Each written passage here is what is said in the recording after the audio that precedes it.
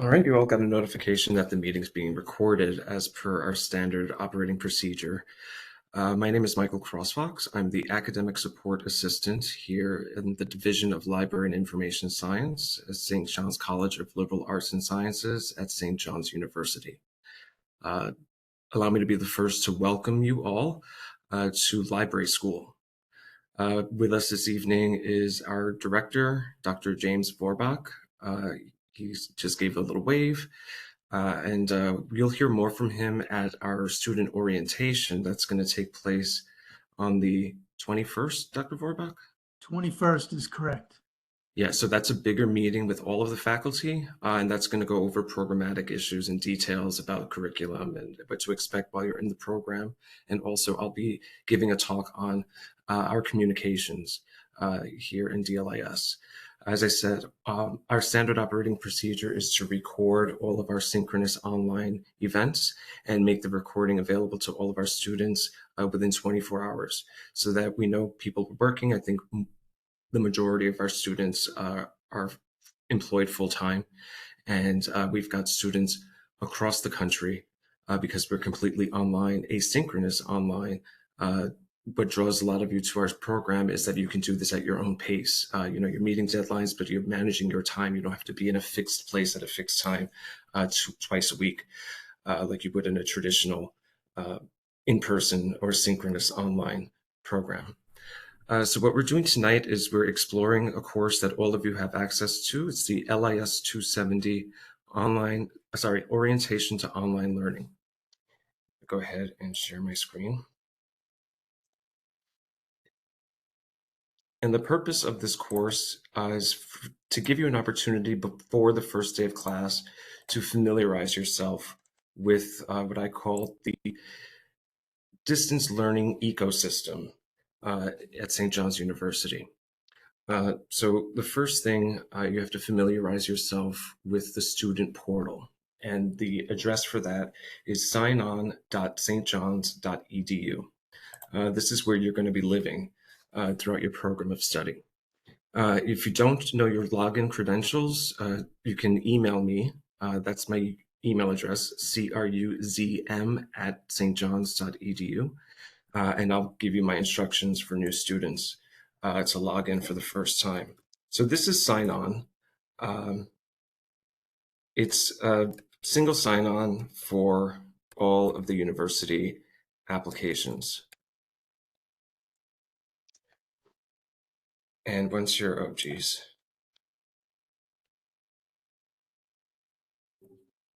Yeah, trying to talk and enter a really long password. Once you get in, you're going to configure three-factor or second multi-factor verification. So right now, St. John's is sending me a text message to my mobile phone, and I'm going to go ahead and enter that in here. You should be familiar with this. Sometimes your banking website or even your cable provider has this kind of setup. So once we're here, this is the dashboard of sign-on. So yours is going to look slightly different because I have access to stuff that you don't. Each one of these tiles here in the central area represents a different application that the university has provided to us. Tonight we're going to head into Canvas, but I just wanted to show you how to operate in this space.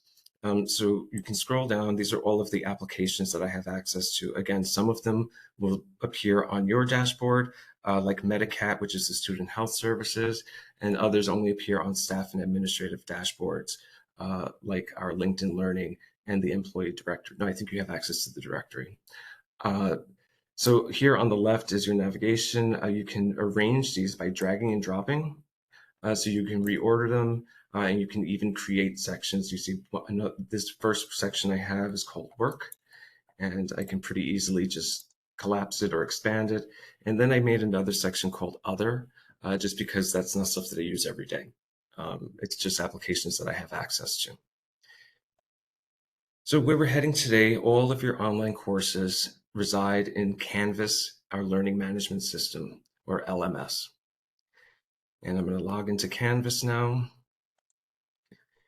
And this is what Canvas looks like. This is our learning management system. Again, this is our dashboard.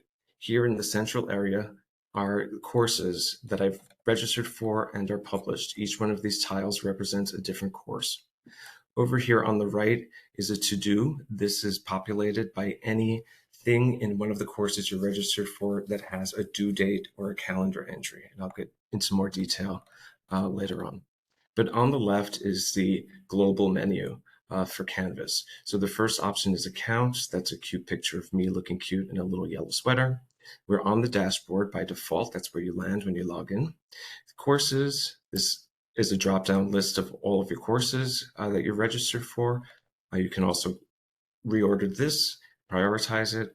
The calendar, this is a nifty feature. Like I said, if any course that I'm enrolled in has an assignment with a due date, it'll belong on that course's calendar. You see, these are the calendars that I have access to in Canvas. The first one is my personal calendar, so you can use this for time management, again, because you're going to be living in this space. And these are the other classes I've enrolled in. So I can tick on each one of these and show them simultaneously on the same calendar. Unfortunately, these courses don't have any outstanding assignments, so nothing is populating on my calendar. But as you go through your courses, you start to see, and even you'll enter yourself manually, some calendar entries in here. The inbox is where communications within Canvas. So I'm an instructor. So within the course, and I'll show you how you can send me a message and it appears here on inbox.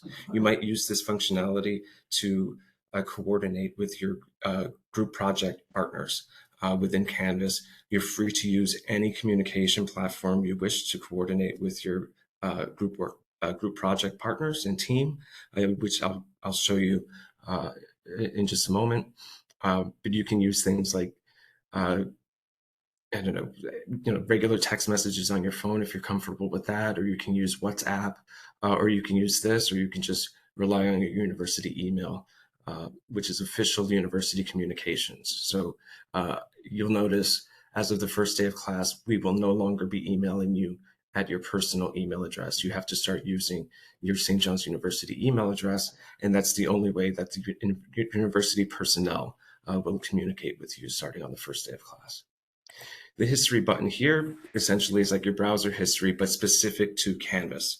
So this lists all of the Canvas pages that I visited. You see the first one I visited 12 minutes ago because I was running through this presentation before we started.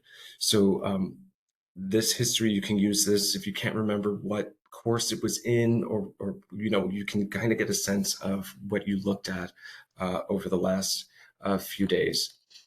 This goes back only to, I think, the beginning of the months. I think their history only goes back about 30 days. And so again, if you're just browsing or flipping from one class to another and you can't remember how to get back to a page, the Canvas is keeping your history. And we'll talk more about the data that Canvas collects as we go through the course. And finally, the studio is a set of tools that allow you to create videos and upload media to your Canvas account. You might use this if there's a video project in a course, or you're doing an on-screen voiceover PowerPoint or that kind of presentation. You can use this tool. So feel free at your leisure to explore this. There is, I think, a 90-day lifetime for the videos, but once you create the video in Studio, you can download it as an MP4 and then use it, manage that file accordingly.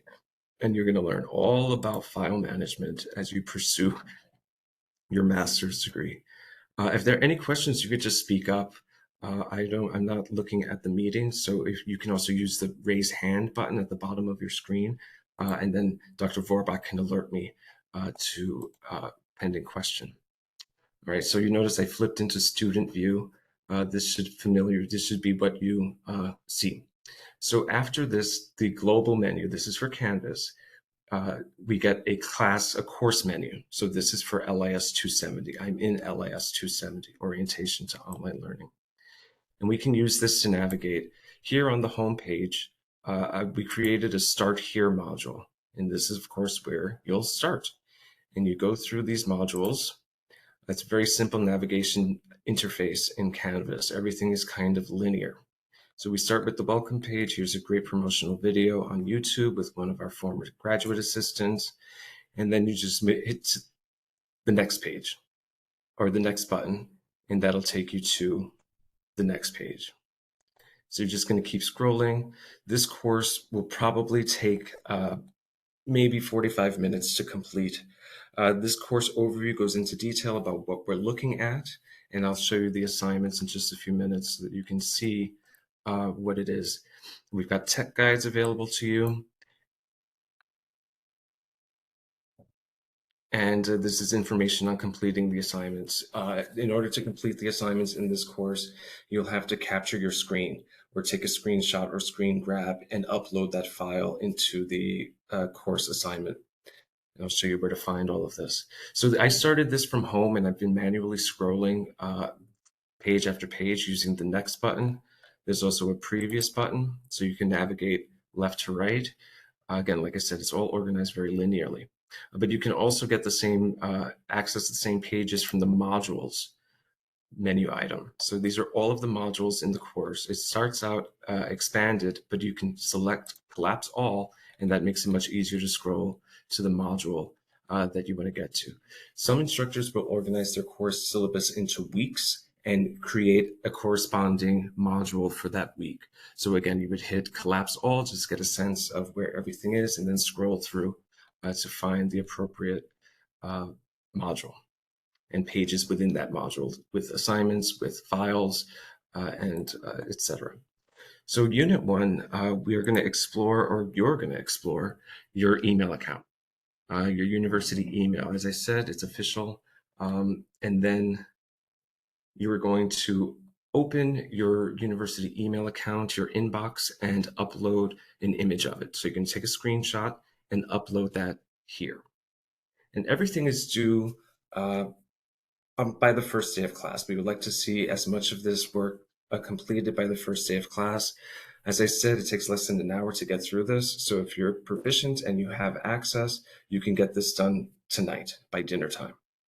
All right. So you can also navigate to this through modules. You can find your assignments, or you can just click the assignments button. So let me go back to walking down this left-hand course menu. We went to home, we went to modules, which is a different version of the same information. The course syllabus is posted here, and this is built inline. So this course, we just use this tool, this function to show you, give you a broader idea, more specific idea of what the course is, and of course in compliance with New York State Department of Education requirements and the copyright statement, which the University Legal Counsel requires that we include in online courses. This announcement section, this is a tool that I use to send out the invitation to tonight's meeting. So you already know what that looks like when it gets to your inbox. And you'll get more announcements as we get closer to the start of classes in this tool.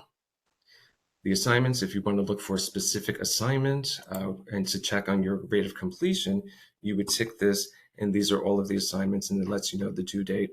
And then I'll show you what this looks like in the calendar. Discussions, you'll use this in a lot of your courses. The discussion boards here are a water cooler, and if you feel, you can submit an icebreaker, which is just a brief description of yourself. You should probably write maybe a 150 to 200 word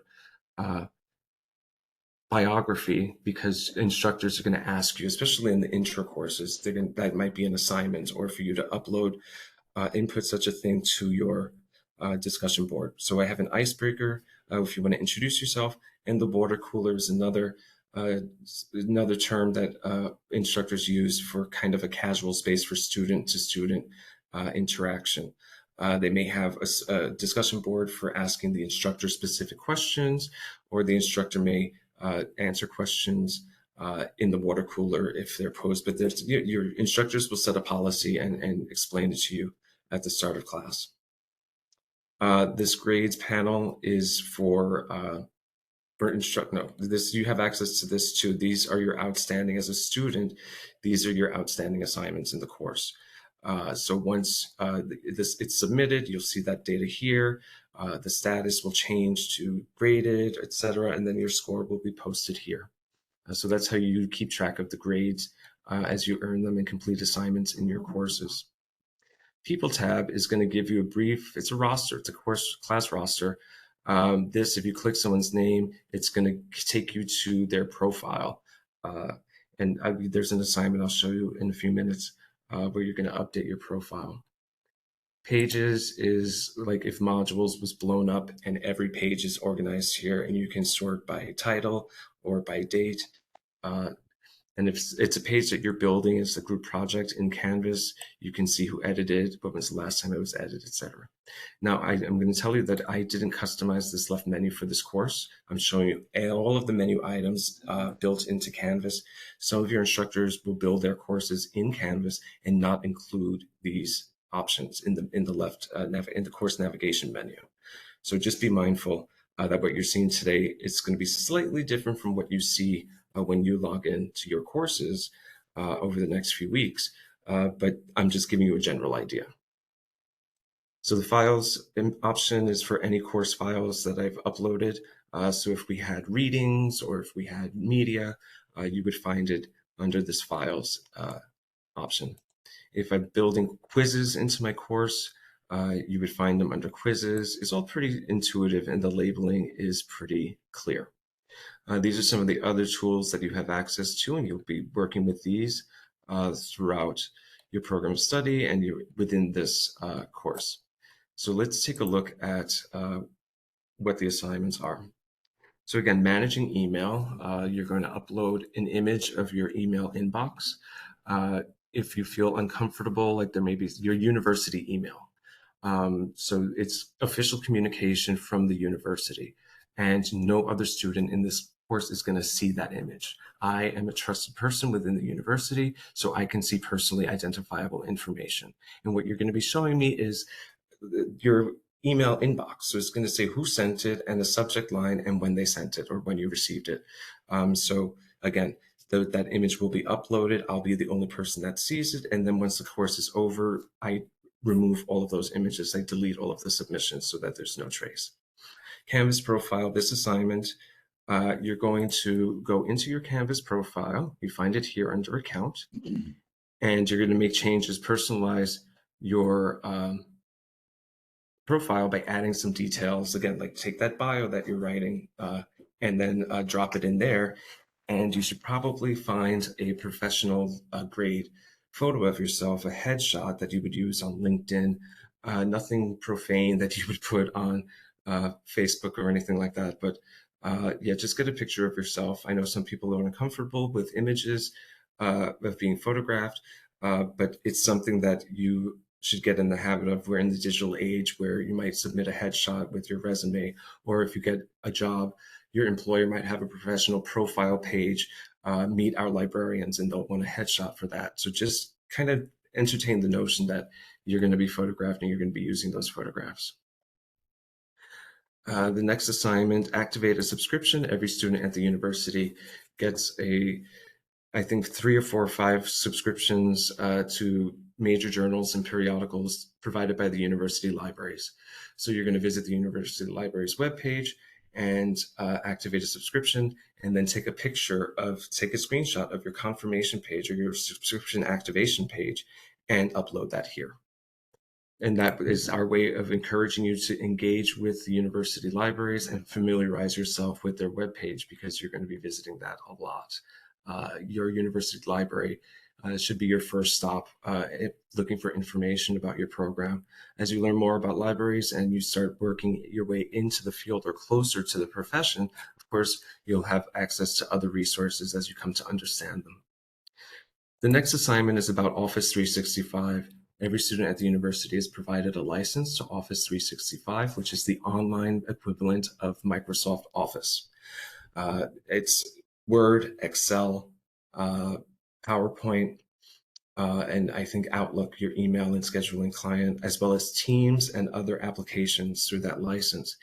As a student, you can download a local instance of any one of those applications onto up to 3 devices. So get Outlook on your phone to help you manage your email, put Word on your laptop so that you can work offline if there's a blackout, that kind of thing. So explore Office 365 is the assignment, and I'll point you to resources that can help you learn more about Office 365. The DLIS ePortfolio page, I want you to look at this because it's on the DLIS LibGuide, which is our online student manual, and I'll go into that at orientation on the 21st. But I just want to point you at this so that you know where it is, you know what it looks like. And what you're looking for is just the information that's contained on the ePortfolio page. As you know, your ePortfolio is your end of program assessment at the completion of the Master of Science in Library and Information Science. And it may be a lot to look at before the first day of class, but I just want you to know where this stuff is. And I would suggest that you start bookmarking and actually using your web browser to manage your experience. I also suggest that you dedicate a web browser. If you know that your Netflix lives on Chrome, then get Firefox for school so that those two identities won't cross over.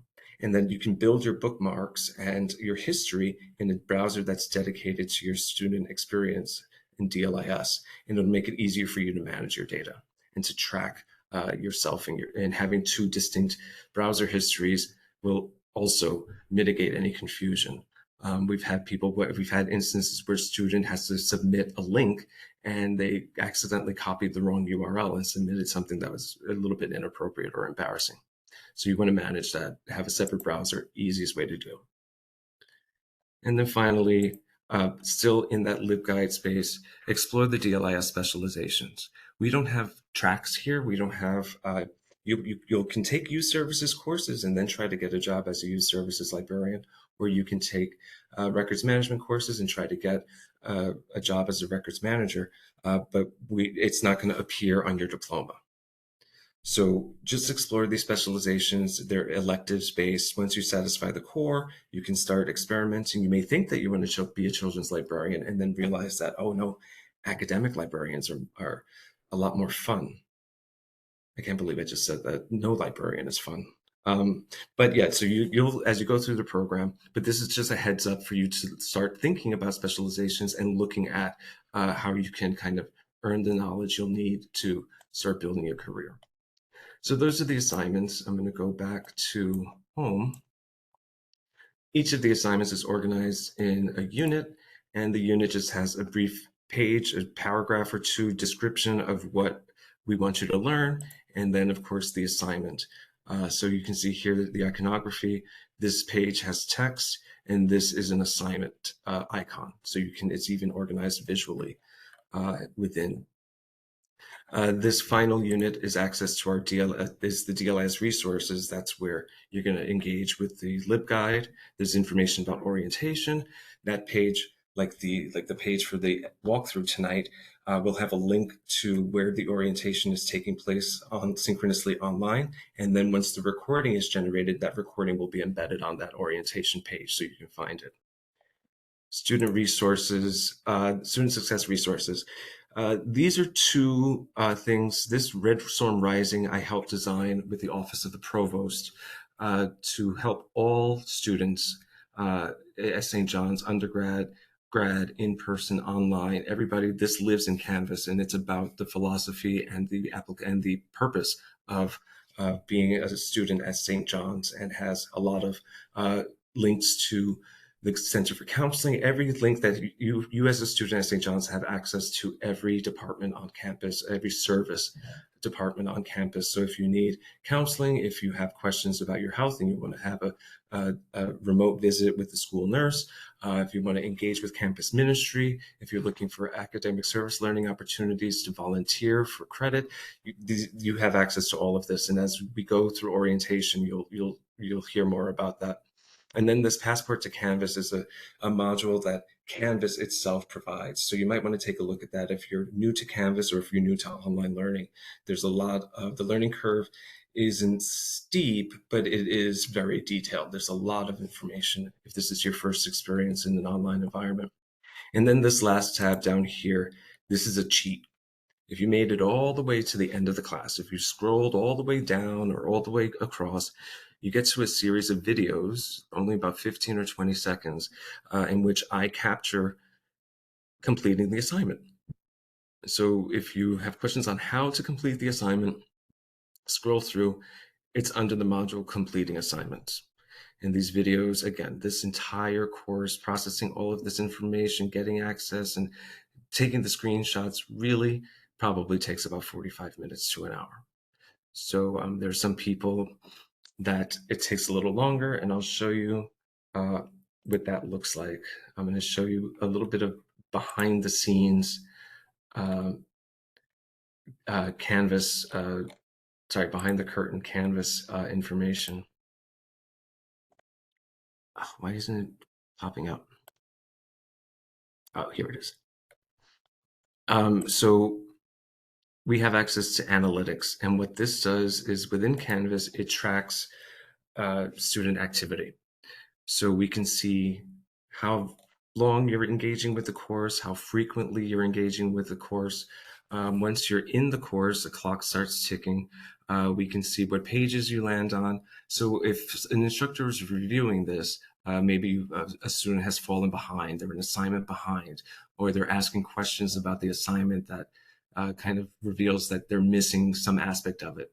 The instructor can look at this data and say, oh, you know what? Maybe the reason why you missed that assignment was because you never visited the page, or you were on the page for 30 seconds and everyone else in the course was on the page for 30 minutes. So, that's a way for us to kind of gauge, especially in an asynchronous environment, where you may be emailing a professor and they're getting their email, or you may be emailing them after a work shift and it's 3 a.m. In their time zone. And so they're not going to see it for a few hours, but they can access this data as a first step, and then they'll be able to respond to you, and they won't be wasting time going back and forth. They'll be able to say, oh, look, yeah, I see that this, in order to complete this assignment, you had to watch a video and you never watched it. So please go watch the video. So, this data is useful. We use it also for retention, again, like that. If we see that you've fallen behind and you're just not keeping pace with the other students, this is a factor of our kind of grading curve and how we assess your involvement in the course. The data that is provided by by Canvas is going to be integral to that. So that's it. We're on. I'll go back to the dashboard. Oh, I remember now. I wanted to show you another thing. I'm going to go back to sign on. So this is Canvas. This is where your courses live. I got to pick that picture out. I got to pick this picture out. You see the default is just this color block here. That's kind of boring. I like having the photos. Yeah, so she just got her diploma. So that's ePortfolio course, and this is kind of your orientation. I liked it because that's the color of our hood. The Master of Science is the goldenrod hood. I don't know what crazy degree she got. But yes, that's it. I'm just going to go back to sign on for a second. Like I said, you'll be living in Canvas. In this Canvas, this tile here, if you select the ellipsis in the upper right-hand corner, it gives you more information about the app and a way to launch it. But if you go down to Edit, you can click this box, Auto Launch this app when I sign in. And what that'll do is you can set this up, configure it so that Canvas, the app that you're trying to get to anytime you go to sign on, once you successfully sign on, your dashboard will open on one tab and Canvas will open on another tab in your browser. And so that's a way to set this. You can also do that with Office 365. If you need DegreeWorks to check your transcript, you can set any of these applications to auto launch by clicking Edit and then auto launch, and then save, and you're done. You've configured it so that every time you log in, and again, like I said, if you use a dedicated browser for this, it's going to visually organize and it's going to be easier for you to track your data. And we want to make it as easy as possible for you to log in and do what you got to do. Any questions for me? All right, how was that, Dr. Vorbach? 30 minutes exactly. He called me today and said, give him 30 minutes. Well, I thought 30 minutes might be sufficient, but please, folks, if you have any questions for Michael, Diana? Oh, applause. I like that. No, I was just that applauding. Oh, okay. Sorry. All right, I just dropped my email address into the chat. CRUZM. I know Canadians say CRUZM at stjohns.edu. Cruzm at stjohns.edu. Cruz was my last name before I got married. And I never changed the email address, and that's not for lack of faith in my husband. It's just that I was lazy. All right, Any other, folks. Well, oh, wait, is some in the chat maybe? nope, I'm in the chat. There's no one there. Okay. Even better, no questions. Perfect. Well, Success for an information session. well, I'd like to thank you, Michael, for that presentation there on 270, and hopefully folks have an easy time breezing through it. If you have any questions whatsoever, Michael is happy to respond to your questions on 270, or as well as if you have any problems logging in. Some of you may or may not have access to the single sign-on yet. So if you have any problems getting in to single sign-on, again, Michael is very happy to answer your questions there. Yeah, that's my role in DLIS, is I'm your point of contact. If you have questions about any other department on campus or any of the services that I mentioned, and I'll go over this again at orientation, I'm your point of contact. If you have an interaction with Student Financial Services or the registrar, I'm your point of contact. So come to me if you have any questions about the university, about your program, and then I point you into the right person. I'm not saying that I can solve every problem, but I'll work with you to identify who to address the question to. All right. And especially with login stuff, during this period, everybody is being issued their credentials. So there's every student at the university, every new student at the university is getting it for the first time. And so IT is going to be bombarded with a lot of questions and requests. So come to me because there's information that I have that can get you out of that IT pipeline and into sign on.